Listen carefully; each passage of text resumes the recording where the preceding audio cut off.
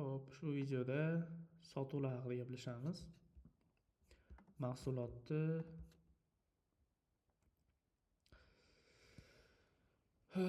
Mahsulotni sotishda ikki xil nimasi bor. Hop, mahsulotni ichidan sotsak bo'ladi. Yoki tablitsadan sotishni tanlab turib, shu yerda o'zi sotsak bo'ladi.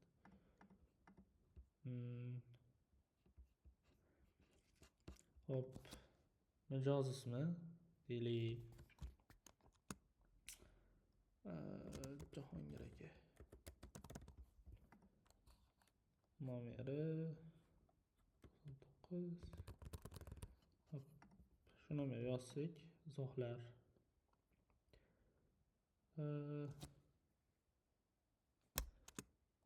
Hop, qo'shni. Keyin sotuvda ham ikki xil turi bor, to'lov turi. Naqd pul bor, muddatli to'lov bor. Muddatli to'lovda nasiya bo'lib turib, uni ham ikki xil hisoblatsak bo'ladi. O'zini kalkulyatori bor. Deylik, biz $450 ga mahsulot sotyapmiz. Boshlang'ich to'lovni $200 qilib turib, oylar necha oyga berishimiz, deylik 5 oyga. Keyin necha foiz? Bu foizi. Qancha foiz minadi?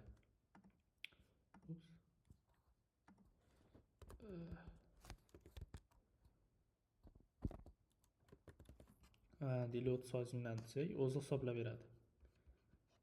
Yoki maxsus bor. Maxsusda deylik bir haftadan keyin beraman dedi. Yangi to'lov qilib turib, o'zimiz sanani tanlaymiz. Deylik miqdori bir haftadan keyin beraman desa, 450 deb qo'ysa bo'ladi. Keyin sotish qilamiz. Tasdiqlash chiqadi. Boshlang'ich to'lov yo'q. Keyingi to'lov $450 mana bu sanada. Tasdiqlash. Qilganimizdan keyin mahsulotlar bo'limidan telefon ketdi. Sotuvlar bo'limi yotib qoldi. Sotuvlar bo'limida omboriga o'xshab bitta ham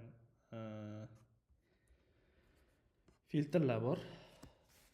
Kategoriya orqali filtrlash. Holati, to'lov holati, nasiyalar alohida filtrlasak bo'ladi yoki srogi o'tgan nasiyalar bor. Hop, sanoralar bor, bu ham oxirgi 90 kunda qilingan. Hamma vaqt yoki oxirgi bir hafta shularni ko'rsak bo'ladi. Keyin zo'r tomoni mana narsa 6 kun qoldi deb aytayapti. Agar buni srogi o'tib qolsa, bu qizarib qoladi. Bu yerda qancha qarz qolganini, qancha foyda qilyapti turganimiz shuni ham ko'rsatadi.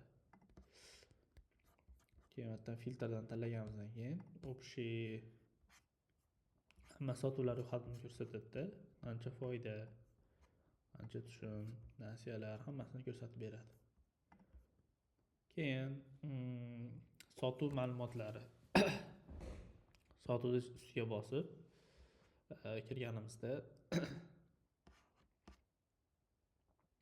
bizda mana shu sotuv haqidagi ma'lumotlar chiqadi va mahsulot ma'lumotlari chiqadi.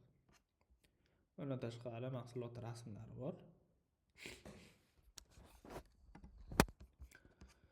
Hop, keyin bo'lib to'lash degan joy bor. Bo'lib to'lash degan bo'limga o'tsak, bizda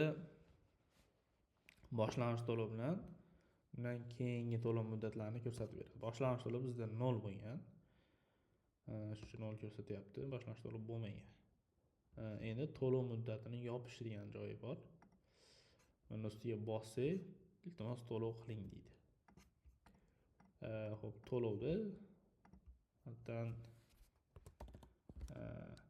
deylik $200 berdi. Naqd pul, plastik qilsa bo'ladi. Keyin bitta valyuta bor. Hop, yangi to'lov qilsak, уже to'lov qo'shildi. Endi bu yerdan yana yopamiz. Iltimos to'lov qiling deydi yana. Chunki biz $200 to'lov qildik xolos. $450lik, $450 qiymatli to'lov bo'lishi shart. Buni yana $250 to'lov qilsa, yana qolgan summa deyapti. Yangi to'lov qilamiz. Endi mana to'lov qilish nimasi ham yo'q. Tugmachasi ham yo'q bo'lib qoldi. Va buni muddatni yopsak bo'ladi. Hop, muddat yopildi, to'lovlar bo'ldi. Endi qaytadigan bo'lsa, уже mana yangi to'lov yo'q. Уже yopildi to'lov. Hop, yana yangi mahsulot qo'shib olamiz. iPhone 6 Pro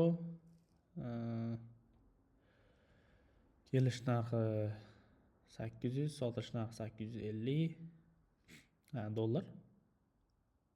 Holati yaxshi. Rangi gold. Xotirasi 256 talik, batareykasi 90%. Regioni Yaponiya. Qutisi bor. Seriya raqami 1 2 3 4 5 6. Sotuvchi Davron.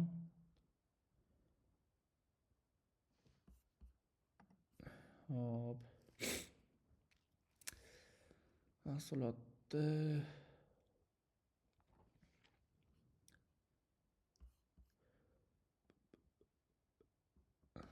hop 8.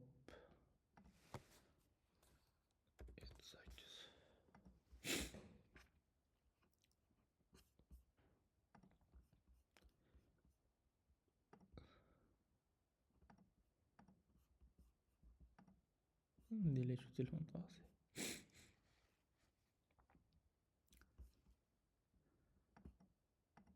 Xo'sh qilamiz. Hop, mahsulot bizda qo'shildi.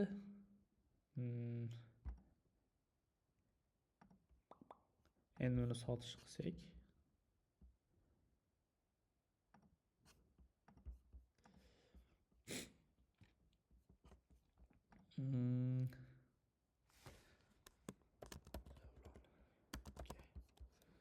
Telefon raqami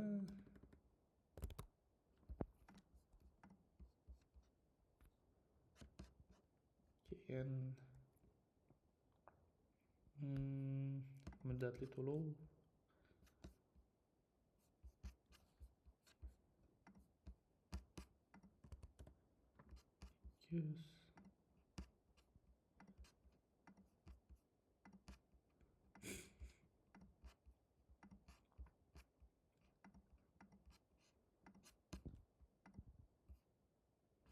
hop 250 qilsak yana 200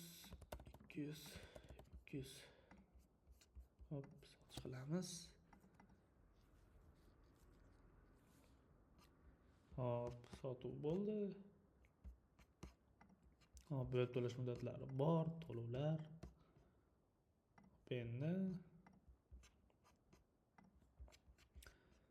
sotuvni qaytarish qilsa bo'ladi.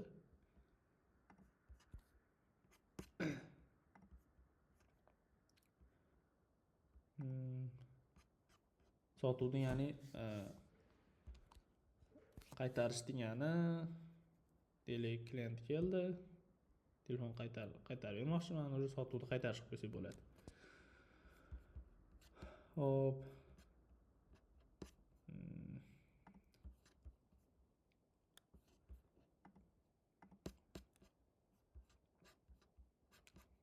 Endi narxni sotamiz desak, yana Jalon aka deymiz.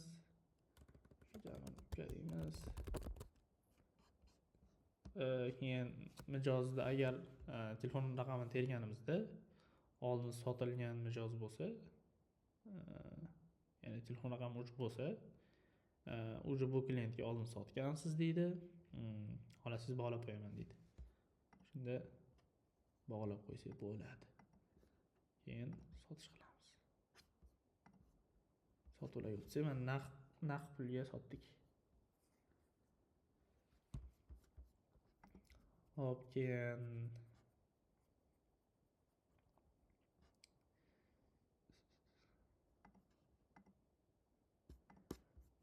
Keyin Excel qilib yuklab olsam bo'ladi buni.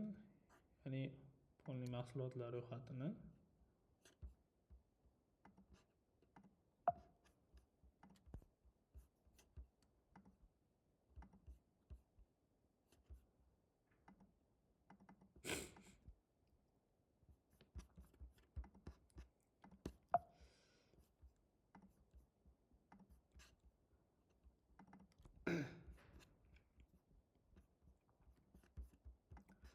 Nimot ochilgan bo'lyapti.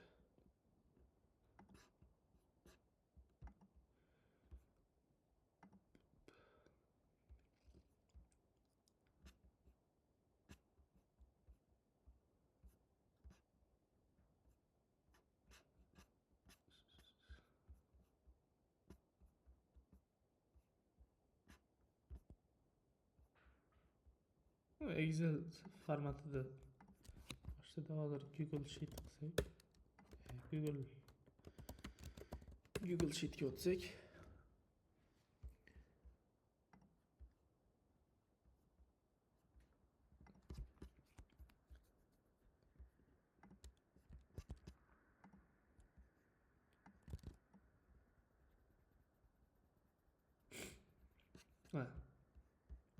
Google Sheetda polni yaxshi formatlab chiqarib beradi.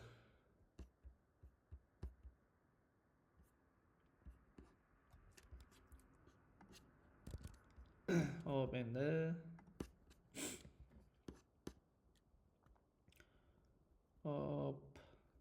sotuvlarni qisqacha darslik shu keyin yangi sotuv qilib turib, shu yerdan qidirib turibman, maqsad bo'ladi. Keyin QR kod bor. QR kodni zo'r tomoni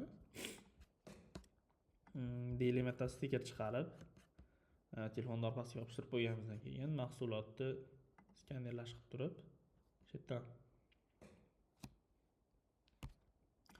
mahsulot skanerlash qilib turib,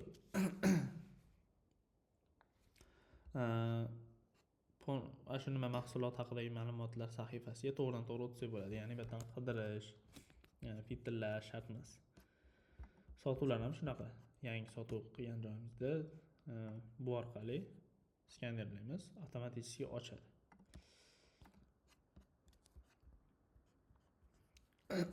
Keyin